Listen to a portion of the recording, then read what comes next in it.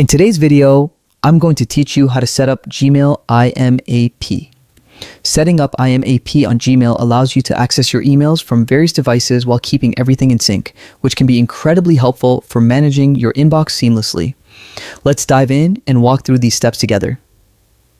To get started, the first thing you need to do is open your Gmail account in a web browser. Once you're logged in, look over to the top right corner. You should see an icon that resembles a gear, the settings icon. Go ahead and click on it.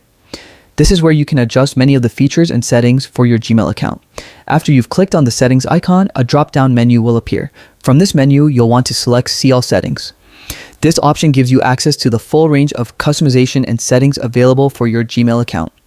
The See All Settings button should lead you to a new page filled with various tabs that help you manage everything from your inbox appearance to advanced features. Now, direct your attention to the tabs at the top and find the one labeled Forwarding and POP/IMAP. Go ahead and click on that.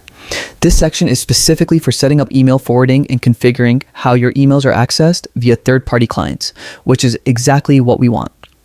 Once you are in the Forwarding and POP/IMAP tab, scroll down a little until you see the IMAP access section. Here you'll find options related to the IMAP settings for your account. In most cases, IMAP should already be enabled by default. However, if it's not, you'll need to enable it manually to proceed. This setting is crucial because IMAP is what lets you sync your emails across multiple devices. If you notice that IMAP is not enabled, don't worry. It's a simple fix. Just select the option that says Enable IMAP. Doing this will activate the feature, allowing synchronization across all your email clients and devices.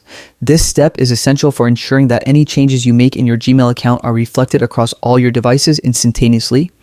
After ensuring that IMAP is enabled, don't forget to scroll down and save the changes. You'll usually find a button at the bottom of the page labeled Save Changes. Clicking this will apply the new settings to your account. And there you have it.